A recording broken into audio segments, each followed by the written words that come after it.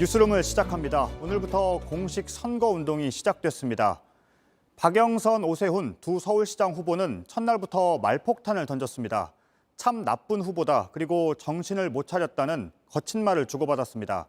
두 정당도 본격적인 전략 싸움에 들어갔습니다. 더불어민주당 지도부는 이른바 읍소 전략을, 국민의힘 지도부는 보궐선거를 하게 된 책임을 강조했습니다. 먼저 유한울 기자입니다.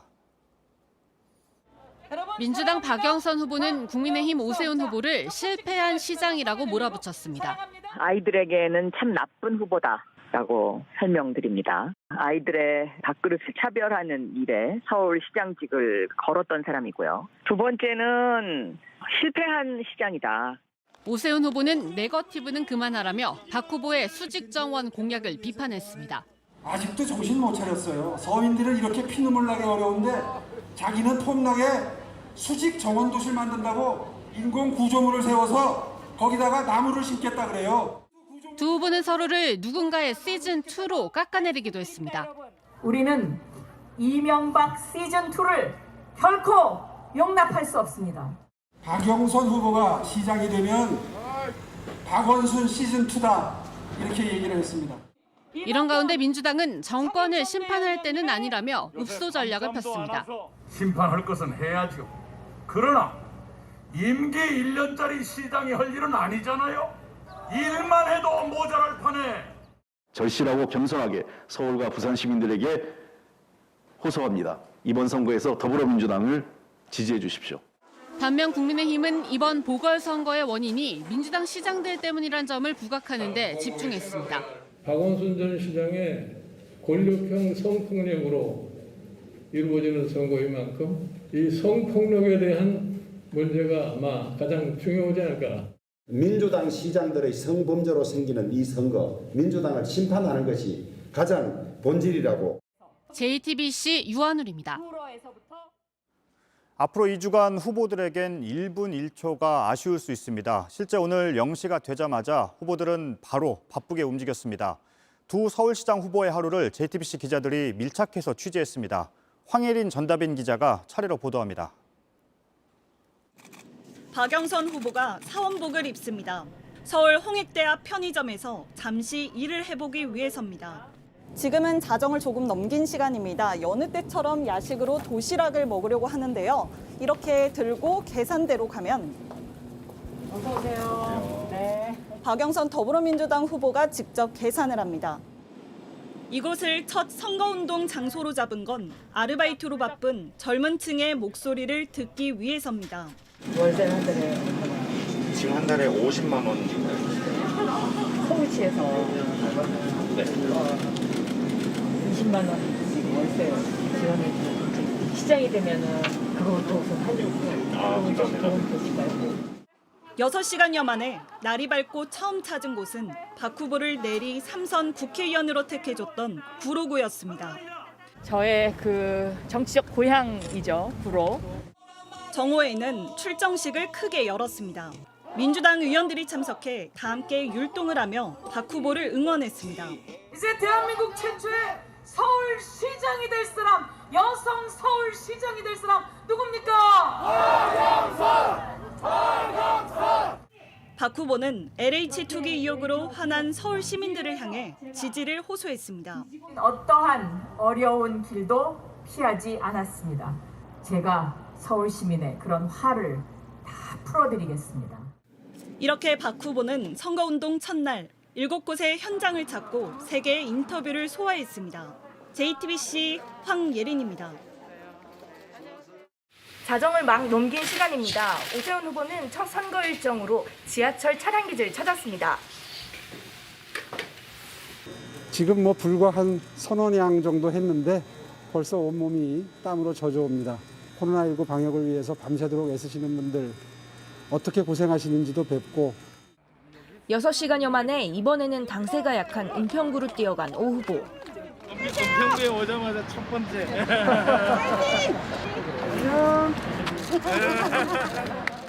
이어 서대문구와 중구에선 시장을 돌며 시민들과 접촉면도 넓혔습니다. 하나 더 먹어도 돼요? 또 처음으로 선거대책위 지도부가 총출동한 유세는 상징적으로 서울시청 앞에서 열렸습니다. 강남과 비강남 지역의 격차를 최소화하는 것이 시장의 가장 큰 역할입니다. 경전철 반드시 속도를 내서 교통 소외 지역 문제 해결하고 강남북 균형 발전 반드시 이루어내겠습니다. 몰라내진 우리나라의 국정을 다시 바라볼 것을 여러분에게 약속을 드립니다. 오 후보는 오늘 하루 13시간 동안 강북의 7개 구를 돌았습니다. 저마다 시민을 위하겠다며 하루 종일 서울을 누빈 후보들. 이들을 향한 시민의 바람은 이랬습니다. 결혼 정년기를 앞두고 있는 딸이 2명이 있는데 제일 문제가 되는 게 아무래도 주택 같은데 집값을 해결해 주셨으면. 또 저희는 서민이잖아요. 그러다 보니까 좀 정직했으면 좋겠고 그다음에 이제 본인이 공약을 한 부분에 있어서는 실천하는 사람이면 좋겠어요. JTBC 전다빈입니다.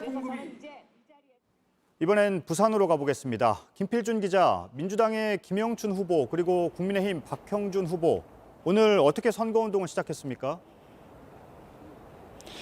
네, 김영춘 후보는 부산 진구 서면에서 출근길 인사로 아침 선거운동을 시작했습니다. 젊은 층 유동인구가 많은 곳입니다.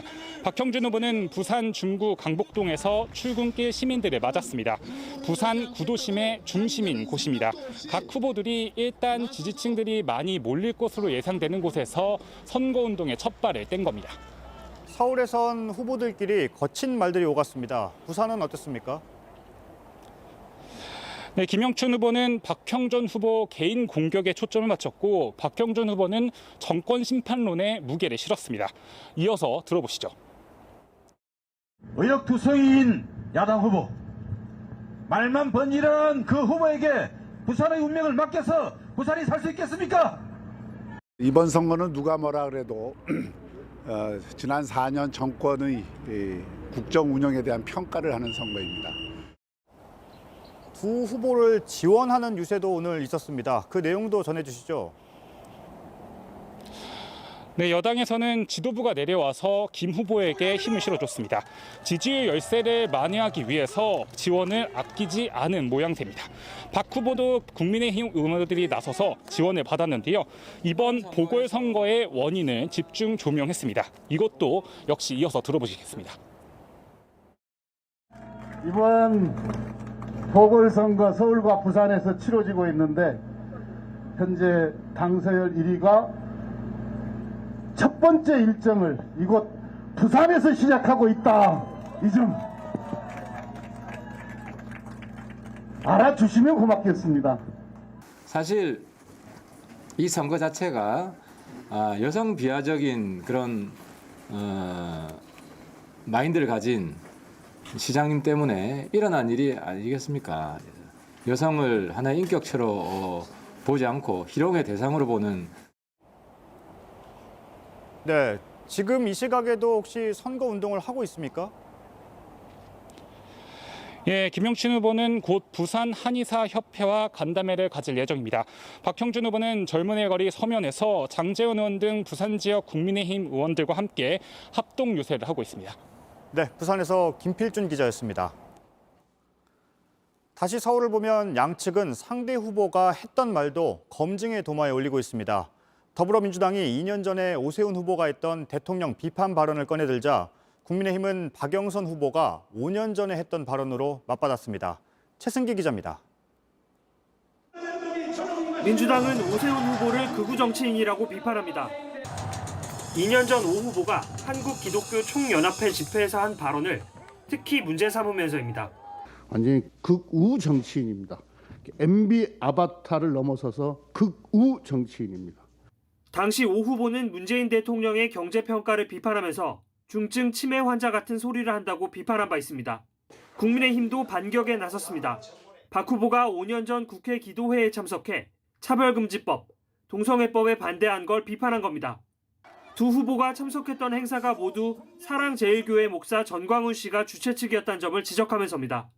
그쪽에 주최한 것 때문에 그렇게 하신 거라 그러면은 상대 후보인 박영선 후보도 비슷한 그 이력이 있지 않느냐. 이런 가운데 박 후보가 편의점을 방문해 한 발언을 두고도 양측은 공방을 벌였습니다. 점주분하고 대화를 했는데 저는 이런 거를 건의했습니다. 그러니까 제가 그 중기부 장관 할 때 스마트 상점, 그러니까 무인 슈퍼를 이제 그 보급하고 확산했었는데 국민의힘은 아르바이트생의 고충을 들은 뒤 오히려 일자리를 없애는 제안을 했다고 논평했습니다. 하지만 민주당은 곧바로 편의점의 이익을 늘려 주간 아르바이트생과 공유하는 방안을 말한 것이라며 국민의힘의 논평을 악의적이라고 반박했습니다. 양측의 공방이 이렇게 과열된 가운데 공식 선거운동은 오늘부터 13일 동안 이어집니다. JTBC 최승기입니다. 검증 공방은 오늘 하루 종일 뜨거웠습니다. 지금 지지율로 봤을 때 따라잡아야 하는 민주당은 공격을 하고 국민의힘은 방어를 하는 모습입니다. 서울에선 민주당이 오세훈 후보의 내곡동 셀프 보상 의혹의 새로운 증거라며 또 다른 문건을 들고 나오면서 공방이 벌어졌습니다. 그리고 부산에선 민주당이 박형준 후보의 이혼 이력을 문제 삼는 논평을 하면서 비판과 반박이 이어졌습니다. 이희정 기자입니다. 민주당이 내놓은 자료는 2009년 7월 이명박 정부 국토해양부가 작성한 보도자료입니다. 국토부는 국민 임대 보류 지역의 보금자리를 재추진한다는 언론 보도를 반박하며 내곡동 개발 사업 추진 사실을 공식적으로 부인합니다. 내곡, 수서 2지구의 보금자리 주택 사업은 서울시로부터 지정지구 제한이 되지 않았고 사업 시행자가 제안을 할 경우 절차를 추진한다고 돼 있는 겁니다. 사업을 추진하려면 서울시가 다시 제안해야 한다는 건데 이러니 결국 당시 서울시장인 오세훈 후보가 사업을 결정한 것이란 게 민주당 측의 주장입니다. 국장 전결이라고 해서 이게 지구 지정이 되도록 방치했다. 오세훈 시장의 서울시에서 끝까지 이 지구 지정을 추진을 해서 결국은 만들어낸 거죠. 하지만 오 후보 측은 다시 한번 당시 오세훈 시장이 관여한 바 없고 실무선에서 진행된 후속 행정 절차에 대해선 잘 알지 못한다고 반박했습니다. 부산에서는 박형준 국민의힘 후보의 이혼 이력을 두고 신경전이 일었습니다. 김영춘 민주당 후보 측이 박형준 후보의 가정사를 공격하자 조강지처를 버리고 아니 뭐 헤어지고 지금 새롭게 살고 있는 부인과 또 이 성이 다른 처자식에 대해서는 또 성급기도 하면서 박 후보 측은 여성 비하를 한다고 맞받았습니다. 여성을 가장 정말 하찮은 존재, 그러니까 상당히 수동적인 존재로 취급하시는 발언이고 이 부분은 상당히 위험한 발언이십니다. 박 후보 측은 남 대변인의 발언에 대해 법적 대응을 하겠다고 밝혔습니다. JTBC 이희정입니다.